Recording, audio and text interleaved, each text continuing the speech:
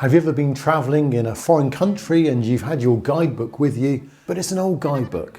And it's only when you realise when you turn up somewhere that that place no longer exists. The whole thing basically is outdated and useless. Well, in a similar way, you may have watched YouTube channels where they've told you what to do with your Google local business and you've implemented it, but it just doesn't appear to be in the same place. And you wonder, how on earth did they get to that point in the video?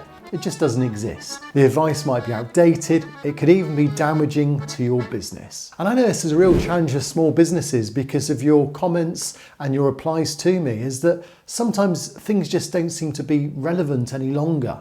So how can you keep up with all these things? Well, this video is made for you because I'm going to reveal the 6 things that you need to now forget. If you come across them on the videos, if you come across them on a channel, just don't implement them because they have no benefits whatsoever. And for those that watch right to the end, I'm also going to give you some things you can do that are going to really boost your profile so that it gets to the top of Google. So let's take the first one. This was actually based on a true comment I received just yesterday from Corey. And he says this: geotagging has no effect on rankings. Total waste of time doing it. Google strips it out of the metadata in the images. Well, he's absolutely right. There is no benefit in doing geotagging. But if you notice, this video was about 2 years ago. And that's the problem sometimes, is that videos were relevant when they were made, but are no longer relevant. And so there's no way you can keep up with all these things unless you're absolutely on it. So my advice is, at the moment, don't worry about geotagging. And if you don't know what geotagging is, don't worry about it. It's not relevant. Now, the next thing to avoid, I'll show you by jumping onto Google Play Store, or maybe if you've got the Apple apps as well. And if you go on there, you just try and look for Google My Business app. So you have a look around for it. Now, ignoring the third-party apps that are trying to jump on the bandwagon of taking advantage of the Google Business missing app, you'll notice there's no app at all. It was actually done away with about a year ago. In fact, 11 months ago, I made this video on the fact that you shouldn't be using the app any longer, Google Business Profile app, but you need to use the Google Maps app instead. And if you notice there, on that area, Google Maps app is what comes up as well as a replacement for the standalone. So there's the second thing to consider, is use the Google Maps app now when it refers to using an app for Google Business Profile. And you can get to it quite easily by just clicking on the business section of your location. And all those videos I mentioned will be shown in the description of this video. So head over to those if you want to know more information. I'm just skimming down the page and I come across another one here. This was 6 months ago, where I was covering the importance of hiding your home address. So you can now hide your home address. So if you registered your business and it's from your home and you don't want people turning up at the door, you can hide it. But there's been, again, confusion because Google initially started out where you couldn't do that. And in fact, many people were concerned that if they ran a business from home, how would that work out? So if running a business from your home and how to hide it, or if you're not sure if you're a hybrid business, or if you're not sure whether you're a service or a shop, all those things have caused confusion.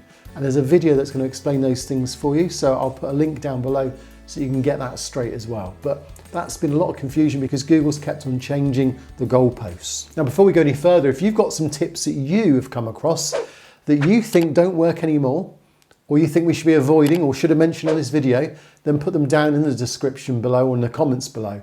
And we'll then maybe even make another video to follow up on this one. Now, most local SEO gurus have shown how powerful this next tip is. And they sometimes suggest it as being a great way to get great traction, to get to the top of Google Business. And you know what? It actually works, but only for some time. And then suddenly they get suspended. And I can prove that again and again, where people have got keywords and stuffed it in the business name. Now, why am I advising not to do this? Well, if you follow Google's policies, they clearly state that it should be the real business name. So yeah, you could perhaps set up a business and include some keywords. And if you do that, you may get away with it for some time. But ultimately, the real business name needs to be reflective of the business itself. And most businesses don't do this. They stuff their business with keywords, they get to the top of the rankings, and then they miss out. And I can show you the fact that this is the case because I did a video a while ago. Here was a random business I selected. I've just gone back now making this video to see, okay, this was filmed maybe 6 months, a year ago, maybe longer. What's the situation now? Is it still using that name? And you'll notice that doesn't exist. The business is fact, had to totally change its name by the looks of things. If I assume that the number and the address is the same, you notice it's quite different. You notice even the reviews have changed. So what does that tell us? It tells us that probably their business had to be redrafted, rebuilt. Google wasn't accepting it long term. So my advice to you, if you want to do things long-term SEO, is to plan for a business name that's going to be there in a few years' time. Now the next tip's a bit like the gold rush. It was once an opportunity, but if you didn't take it, you probably are never going to get that opportunity again. And it was to do with short names.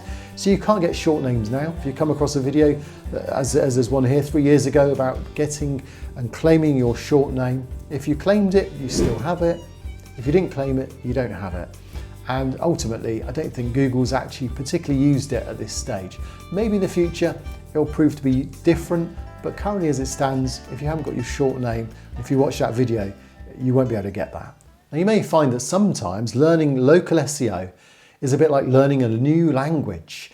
There are words that perhaps you've never heard of before, and suddenly all these words are put before you on a video.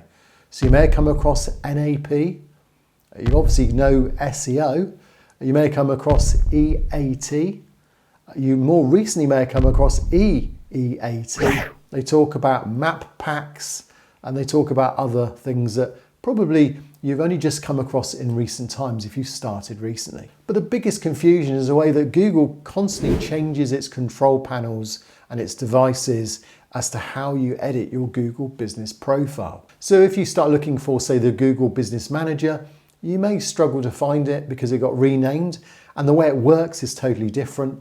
If you're trying to access your Google business profile, you may find now the only way to do that is to go directly into Google, log in with your account into Chrome, say, or into Google, and then search for your business. Again, the access to this has changed quite a few times and has caused confusion. And even more to add to that confusion, we recently saw a year ago how Google My Business disappeared and got told or renamed as Google Business Profile. Yet everyone still refers to it as Google My Business. And that's because, generally speaking, people are still using the old methods to update things. And the search engines are still rewarding Google My Business rather than Google Business Profile as a keyword. So that's all produced confusion. But the one thing that won't cause confusion now is this video I've made here that, as I promised, I'll give you some tips now that will get you to the top. So follow this video, and these are the things that you need to do, and then you've now avoided the things you shouldn't be doing. I'll see you on that video.